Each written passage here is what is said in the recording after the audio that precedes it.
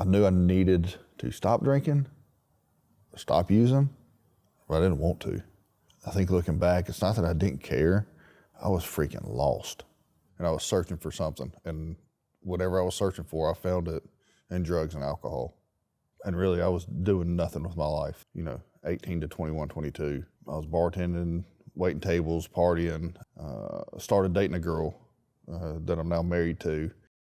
And as you can imagine, her parents were probably really excited that she had just graduated high school and she was dating a guy who was sleeping on the floor on a mattress. So we were probably dating 6 to 8 months before she kind of nudged me or was like, hey, you've got to do something. I love you, but I can't spend the rest of my life with somebody that's going to be living your lifestyle. And so when she said that, I stopped doing drugs. I kept drinking, and I had to be able to pass a drug test to get into school. And I definitely would have never done it without Brooke, without that nudge and encouragement.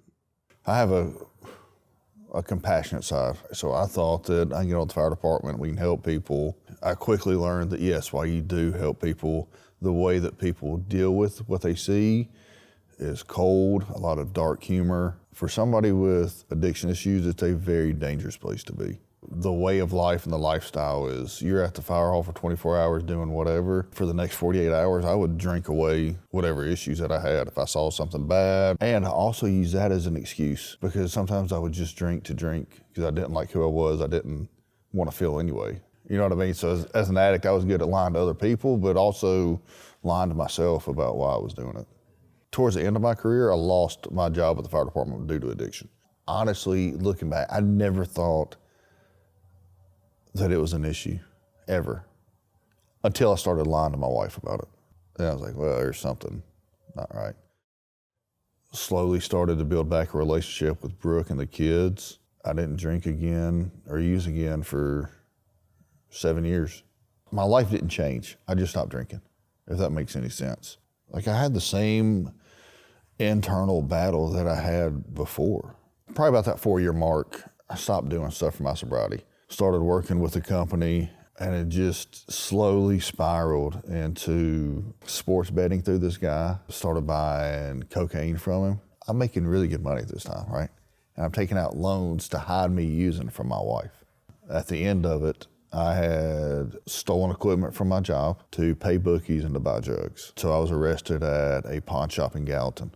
Again, within the blink of an eye, I lost my job, lost my identity. I was set to go to a rehab facility in Hawaii. On the paper, it said, bring $270 cash. So my mom's taking me to the airport. She goes to the ATM and pulls out $270 and gives it to me. I made it about 3 restaurants down at the airport and spent $270 in there and drinking. My wife came and picked me up outside of the airport. I've got my baggage. I'm bawling, crying, completely broken. I won't say she said she was done, but she was like, I can't help you. Like, you were gonna have to want this yourself. I can't love you enough for you to be sober. She goes, if you come back, you're not coming back to my house. She's like, you're not gonna see the kids. Then you can go live in a homeless shelter. The first time maybe ever, I was able to shift my perception and not be a victim, not be poor, pitiful me, but to be like, what can I do to get better? If I'm gonna try this, let's freaking do it. And Brandon came to see me at the hospital. He was extremely honest, but he was extremely compassionate. I could see it that he cared, but also that he had been there. Like, he knew what it was like. There was no judgment. It was a, what can we do to make you get better?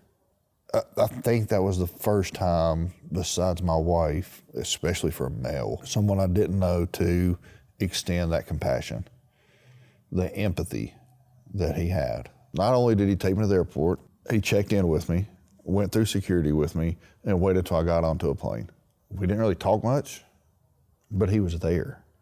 The treatment aspect demanded a lot from you mentally, demanded a lot from you emotionally, demanded a lot from you physically, but the PHP side of it, living with a group of men that are like-minded and going through difficult situations, the social aspect of the recovery really kicked in for me. It allowed me to be extremely close with the guys in my team. It allowed me to lean on them for everything. It forced me to be vulnerable with them. Once you're doing that, it was easier for me to be vulnerable and honest with Brooke. Like, I've caused a lot of damage here, and it wasn't until probably my 35, 40 day mark that I started taking responsibility and accountability for it. It was the first time where I could be open to Brooke and let her know what I was going through. I knew that I had to do it, but it was the first time that I think I knew how to do it. What the program has done for me literally has changed my life, my wife's, my kids, but my kids' kids. Like, I come from addicts, right? My dad's side of the family is full of addicts. What Treehouse did for me was it changed the genealogy of my family, and it changed the lineage, whatever that word is, of my family, and broke the curse of addiction. I can ride down the road, and my wife will vouch for this. I can ride down the road driving and just be looking out a window and not thinking anything. I don't have to think about the lies that I tried to cover up in the past. I can literally just look outside and enjoy it. I may miss my exit, and I may swerve lanes a little bit, but I can just do it and enjoy it and be at peace with who I am and what I'm doing. And I love that.